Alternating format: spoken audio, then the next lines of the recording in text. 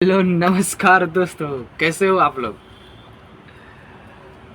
आज भाई गाड़ी निकाला, बहुत अच्छा दिन था, सब कुछ शुरुआत अच्छी हुई थी। पहला भाड़ा मुझे 200 रुपये का मिल गया, मेरे जस्ट बाजू से ही मिल गया। सेंट्रल लेबर इंस्टीट्यूट है, वहाँ से 200 रुपये का भाड़ा मिल गया। उसको लाके छोड़ा, जैसे छोड़ा वैसे 150 रुपये का भाड़ा मिला बिक्रोली का, उसको छोड़ा वैसे फिर से घाट को वेस्ट गया और वहाँ से 200 रुपये का भाड़ा चेंबूर का मिला। और चेंबूर से भाई 370 रुपये का भाड़ा घनसोली के मिला। अभी घनसोली का भाड़ा पिकअप करके 3 किलोमीटर आया था कि शुरू हो गई पनौती। हुआ क्या कि हो गया लेफ्ट साइड का टायर पंक्चर। तो मैं बोला मैडम जरा आप बाहर उतरो, टायर हो गया पंक्चर। वो बोली भैया कितना टाइम लगेगा। बोला बस 5 मिनट, बस 5 मिनट। तो बोली देखो भैया 5 मिनट बोल के 15 मिनट मत लगाना। बोला आप चिंता मत करो, मैं फटाफट भाई स्टेपनी डाल दिया। मैं मैडम को लाके जैसे छोड़ा घनसोली में उनके ऑफिस पे, वैसे भांडुप वेस्ट का भाड़ा मिल गया भाई। कितना 180 रुपीज़ का, 180 रुपया का। और पिकअप भी करने गया। मैं बोला यार एक बार टायर चेक कर लेता हूँ जो भी स्टेपनी डाला, क्योंकि बहुत हीट था ना वो टायर। जब भी खोला मैं, हाथ जल रहा था ऐसे, उसका नट बोल्ट हाथ में लिया था ना, पूरा हाथ जल रहा था। तो भाई उस पर पानी मार रहा हूँ तो पूरा धुआं उड़ रहा है। बोला वही तेरी की, तो गेम भारी हो गया भाई। और देख रहा हूँ तो टायर भी बैठ रहा भाई, हवा भी उसकी निकल रही है। फिर मैं भाई उधर से भाड़ा कैंसिल मारा भाई, पिकअप पहुँच गया था मैं, वो लेडी आ रही थी। कैंसिल मारा, यू टर्न मारा गाड़ी। गया एक ऑटो वाले से पूछा भैया किधर मिलेगा पंक्चर वाला। बोले आगे जाओ पेट्रोल पंप पे है। उधर गया भाई तो क्या बोल रहा है मालूम है क्या। वो बोल रहा है भाई ऑटो का पंक्चर नहीं बनाता मैं। बोला भाई क्यों भाई। बोला ऐसे उसका पाना बिना नहीं है। वो सीन क्या है ना कि ऑटो का पंक्चर बनाने में थोड़ा प्रॉब्लम होती है, क्योंकि उसके 6 7 8 नट बोल्ट खोल के दोनों डिस अलग करके फिर निकालना पड़ता है। और ये लोग का ऐसा सरल वाला काम करते हैं, आसान वाला। ट्यूबलेस टायर रहेगा, बस चौका निकाला, काटा, हो गया भाई। जाओ कितना हो गया, 80 रुपये हो गया। अभी इसमें इतना मगजमारी करने के बाद 50 रुपये मिलता है। तो फिर क्या, वो बोला भाई आगे पेट्रोल पंप पे चले जाओ, वहाँ से हो सकता है मिल जाए आपको। तो आगे वाले पेट्रोल पंप पे गया भाई। वो बोला काम तो करता हूँ भाई, लेकिन मैं बंद कर दिया दुकान, प्रेशर मशीन भी बंद कर दिया, अभी हवा भी नहीं। फिर आया, मैं वो सोचा क्या जब इधर खाना खा के सो जाऊँगा। मेरे दोस्त को कॉल किया, बोला देवा भाई देखो अगर कहीं हो रहा है तो ठीक है, नहीं तो मैं आता हूँ। मैंने ठीक है भाई, मैं बाद में कॉल करता हूँ जैसा रहेगा। तो मैं टायर लेके भाई फिर पैदल चल के आया वापस। और मेरे ऑटो के पास एक ऑटो वाला खड़ा था। बोला क्या हो गया भाई। मैं बोला भाई ऐसा ऐसा सीन हो गया, पहला टायर पंक्चर हुआ, स्टेपनी डाला वो भी पंक्चर हो गई, अभी ये बोल रहा है करूँगा नहीं, और दूसरा बोल रहा है दुकान बंद कर दिया। तो बोला एक काम करो, बैठो ऑटो में। भाई बैठाया ऑटो में, गया अंदर MIDC के अंदर, उसको मालूम था भाई को। वो लेके गया और उधर दुकान दिखाया भाई, मैं पंक्चर बनवाया। वो बोला क्या ट्यूब नहीं चलेगी। भाई ऐसा बेवकूफ़ बनाते हैं ना पंक्चर वाले। ये देखो ट्यूब अभी नहीं है, देखो इसका ये अभी नई ट्यूब है, 10 दिन हुआ डाल के। भाई को बोला कि ये ट्यूब नहीं चलेगी। फिर मैं दूसरी ट्यूब, बोला भाई 250 रुपये की दूसरी ट्यूब आएगी।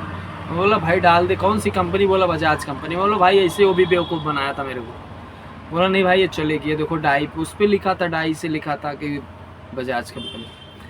फिर भाई वहाँ से वो बोला कि काम करो लेके आओ दूसरा टायर भी बना देता हूँ। तो वो बनाया, उधर आया मैं, फिर एक ऑटो वाले को हाथ दिया। तो मैं बोला भाई ब्रिजेंट पे छोड़ो। वो ला के छोड़ा उधर, पैसा देने लगा, नहीं लिया उसने। तो ऑटो वाले में थोड़ा यूनिटी ये अच्छी लगती है कि कोई ऑटो वाला परेशान रहता है, किसका गाड़ी ख़राब रहता है तो तुरंत रुकते हैं। और भाई धन्यवाद आप दोनों जन को, अगर मेरा वीडियो आप लोग के पास जाएगा तो। फिर भाई उधर उतरा मैं, फिर गया टायर बदल किया। और मैं सोचा भी जाके बना लेता हूँ, क्योंकि रात का मैटर है, रात का मामला है, कहीं और फिर से पंक्चर हो गया तो फिर वांदे हो जाएंगे। तो मैं गया तो भाई वो दोनों बार फुल टल्ली हो गए थे। बोले भैया अभी काम नहीं करेंगे, अभी सोने जा रहे, आप सुबह आ जाओ, सुबह कर देंगे काम।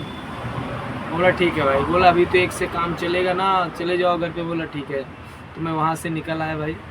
आया एक एरोली आया, एक 90 रुपये का भाड़ा मारा। फिर आया भांडुप। भाई भांडुप अभी खाना खा के जस्ट सोने चल रहा हूँ, यहीं सो जाऊँगा। और क्या है, अभी एक नया कानून आया है, बहुत चर्चा में हो। क्या है यूसीजीसी कानून, कुछ तो है भाई। उसमें क्या है कि अगर कोई सवर्ण किसी एससी एसटी ओबीसी को जाति के आधार पर, धर्म के आधार पर, रंग के आधार पर, ये सब यानी किसी भी आधार पर अगर किसी को कोई नीचा दिखा रहा है, भेदभाव कर रहा है, तो उसके लिए दंड व्यवस्था बनाई गई है। लेकिन उसमें क्या है कि अगर वो कंप्लेन किया तो भाई पहले वो अरेस्ट होगा जिसके खिलाफ कंप्लेन है। लेकिन अगर वो निर्दोष साबित हो तो कंप्लेन करने वाले को कोई सज़ा नहीं है भाई। अगर वो झूठा कंप्लेन किया तो भाई उसको भी दंड देना चाहिए, तो ये नहीं है। तो उसके लिए सवर्णों ने बहुत आंदोलन किया, बहुत जुलूस निकाला, ये किया, विरोध किया। तो भाई अभी तो होल्ड हो गया है, वो कानून इम्प्लीमेंट नहीं हुआ है। लेकिन मैं कह रहा हूँ कि ये कानून आया ही क्यों? क्योंकि भाई ग्राउंड में रियलिटी है, आज भी भेदभाव होता है जाति के नाम पर, धर्म के नाम पर, कलर के नाम पर, रंग के आधार पर होती है। तभी तो भाई कानून बना। चोरी होती है तभी तो चोरी के लिए दंड व्यवस्था बनी ना भाई। तो मैं ये बोल रहा हूँ कि हाँ चलो ठीक है, नहीं लगना चाहिए कानून। तो भाई जिन धार्मिक ग्रंथों में भेदभाव है, दूसरे को नीचा, नापाक, अपवित्र, अछूत बताया गया है, उन धर्म ग्रंथों से, उन श्लोकों को, उन वर्सेस को निकालना चाहिए कि नहीं? नहीं, वो उसको नहीं निकालेंगे भाई, उससे कहा छेड़छाड़ करे। हाँ लेकिन कानून में अगर कुछ बनता है तो उसको छेड़छाड़ करना जरूरी है। अभी हमारा एक दोस्त है, उस स्टेटस, मोबाइल पे फोन स्टेटस लगाया था, जिसमें वो वीडियो में जो बंदा बोल रहा है कि ऐसा काला कानून नहीं चलेगा, हम लोग नहीं मानेंगे, ये हो गया, वो हो गया, हम परशुराम के वंशज हैं, ये कर देंगे, वो कर देंगे। अभी गधों को घोड़े को साथ खड़ा किया जाएगा, दौड़ाया जाएगा। तो मतलब भाई एससी एसटी ओबीसी ये गधे हैं और सवर्ण घोड़े हैं। तो मतलब आप हिंदुओं की 80% आबादी को गधा कह रहे हो। बहुत अच्छा। और यही कारण है कि हिंदू कभी एक नहीं हुए, और जब तक बटे रहेंगे तब तक कटते रहेंगे। कटते रहो भाई, क्योंकि कहाँ अखंड भारत से खंड खंड भारत हुआ, अब फिर से महाखंड भारत की ओर हम लोग अग्रसर हैं। भाई कोई ये बोलना तो चाहिए कि भाई कानून जो है हिंदुओं को बांटने वाला कानून है, हम ऐसा कानून नहीं चाहते। सारे हिंदू हमारे भाई हैं, हम एक दूसरे के साथ उठना बैठना खाना पीना होगा।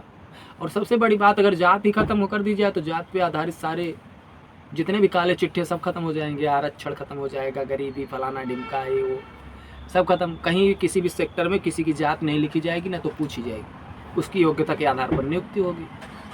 यही कारण है कि आज हिंदुओं का कोई देश नहीं है। जय जय राम जी की।